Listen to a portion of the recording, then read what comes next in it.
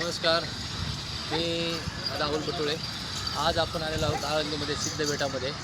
त्या सिद्धबेटामध्ये आपण गेल्या काही महिन्यापासून इथे वडाची झाडं आणि पिंपळाची झाडं लावलेली गेलेली आहेत. लिंबाची झाडंही पण लावली गेलेली आहेत आणि ती झाडं अतिशय एकदम चांगल्या पद्धतीने रोपलेली आहेत. तर ते आज रविवारच्या सुट्टीच्या निमित्ताने ते पाहणी करण्यासाठी आम्ही आलेलो आहोत.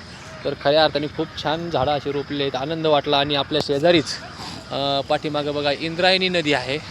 आळंदीमधील संत ज्ञानेश्वर महाराजांच्या स्पर्शाने पावन झालेलं हा सिद्धबेट आणि त्याच्याच सोबतच शेजारीच असलेली इंद्रायणी नदी अत्यंत तुडुंब भरून वाहत आहे. तुम्ही बघू शकता की त्याच्यामध्ये जलपर्णी वाहून चाललेली आहे आणि एकदम काठोकाठ भरलेली इंद्रायणी नदी आहे. बघा पूर्णपणे वातावरण पावसाचं चालूच आहे.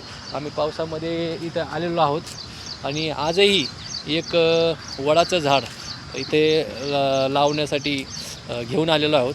आणि अशाच नवीन नवीन उपक्रम आम्ही आमची ज्ञानसाधना सोसायटी यातर्फे राबवत आहोत. पण गेल्या काही दिवसापासून आम्ही जी काही झाडाची रोपं लावली होती ती झाडं अत्यंत व्यवस्थितपणे रोपलेली आहेत. हे बघू शकता तुम्ही. इथे आम्ही एक वटसावित्री पौर्णिमेनिमित्त एक झाड लावलं होतं आणि हे झाड अत्यंत छान पद्धतीने आलेलं आहे. हे सगळं पाहून आम्हाला खूप आनंद वाटतो. आणि आमच्या सोसायटीतील काही सदस्य इथं आलेले आहेत. त्यांचंही सहकार्य कंटिन्यू आमच्याकडे असतंच.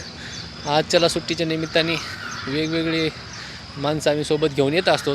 हे आमचे पवार साहेब आहेत, हे PMPLचे अधिकारी ठोकळ साहेब आहेत, हे आमचे इलेक्ट्रिकल इंजिनियर जगताप साहेब आहेत, हे इंजिनियर जाधव साहेब आहेत आणि तिकडनं ते लांब दिसत आहेत ते अहिल्यानगर जिल्ह्याचे सहसचिव दिगंबर पुराणे साहेब हे आलेले आहेत. त्यांच्यासोबतच आमच्या सोसायटीचे सदस्य HDFC बँकचे मॅनेजर रमेश भोरे हेही त्यांच्यासोबत आलेले आहेत. आणि आज बघा खूप असं वातावरण एकदम जबरदस्त पद्धतीने झालेलं आहे. आणि या वातावरणामध्ये इंद्रायणी नदीचा पूर पाहून तर खूप मनाला आनंदच वाटतो आहे.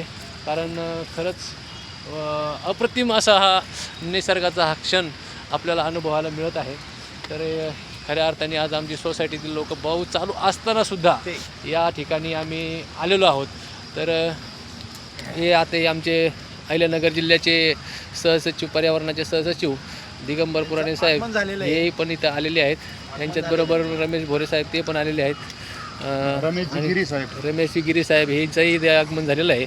आणि हे झाडांचं खूप आम्ही संवर्धन करून येणाऱ्या काही काळामध्ये अत्यंत छान पद्धतीने झाडाचं रोपण करून एक सिद्धबेटाला एक नैसर्गिक उजाळा मिळावा. ऑलरेडी पहिला आहेच आहे, परंतु आमचा एक त्याच्यामध्ये थोडासा वाटा असावा म्हणून आम्ही हे सहकार्य करण्याचा प्रयत्न करत असतो. वेळात वेळ काढून आम्ही एक रविवारच्या सुट्टीच्या दिवशी हा उपक्रम आमच्या सर्व सभासदांच्या वतीने राबवण्यात येत आहे. तर आपणही सिद्धबेटाला कधी आलात तर निश्चितपणाने या निसर्गाचा आनंद घ्या. खूप छान असा परिसर आहे. इथे शेजारी इंद्रायणी नदी खूप भरून चाललेली आहे. ते एक आपल्याला प्रत्यक्ष दर्शन आपल्याला पाहायला मिळतं आहे. आणि आत्ताच्या आषाढी वारीनिमित्त वारकऱ्यांची खूप लगबग दिसत आहे. त्यामुळे सगळीकडे असा आज परिसर अत्यंत आनंदमय झालेला आहे. आणि या अशा वातावरणामध्ये खूप छान वाटते. तर तुम्ही सर्वजण या सिद्धबेट आणि आळंदी आणि या इंद्रायणी परिसराला भेट द्या आणि हा निसर्गाचा अनुभव घ्या. धन्यवाद.